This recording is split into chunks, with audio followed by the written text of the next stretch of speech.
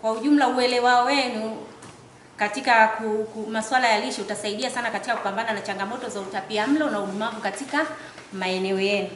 Lakini pia kupitia mafunzo haya sasa tunategemea ambao wenye viti tutawezesha umuhimu wa kuhamasisha jamii kuhusu ulaji bora, lakini pia kuhusu uchangiaji wa chakula shuleni, lakini pia kuratibu shughuli za lishe kama siku ya afya na lishe ya kijiji ambapo tunaziona katika maeneo yetu zinafanyika. Lakini pia masuala ya lishe, kuhakikisha kwamba masuala ya lishe yanapewa kipaumbele katika vikao vya maendeleo ya kijiji. Wakati ambapo wanafunzi wetu, watoto wetu wako likizo, tunafanya nini? Tunafanya maandalizi yote hayo. Kupitia kikao hiki tengenezeni azimio litakalowasaidia kwenda kuanzisha kufanya mikutano, na mweke time frame kwamba inapofika tarehe fulani kila mwenyekiti lazima awe amemaliza mikutano ya kisheria iliyo chini ya ofisi yake juu ya utaratibu na kiasi gani mtachangia kama sehemu ya chakula cha mwanafunzi wapi shuleni. Wanafunzi lazima wale.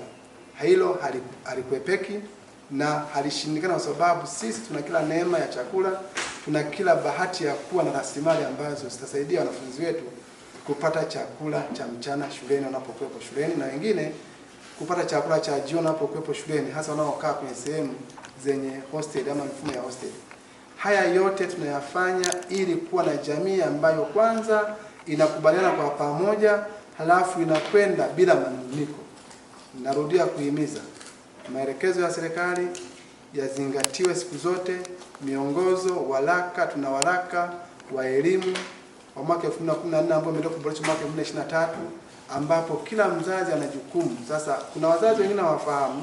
Sasa bila kuanzisha kwenye vikao wanaweza kusema hili sio jukumu letu, kumbe lazima.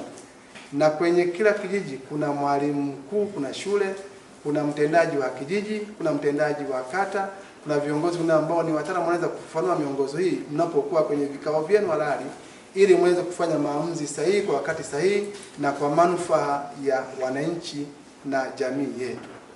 Hatutaacha kula, hatutaacha kutoa chakula kwa ajili ya watoto wetu. Lazima kwa sababu ni swala wote tukubaliane, tufanye pamoja, tutembee pamoja.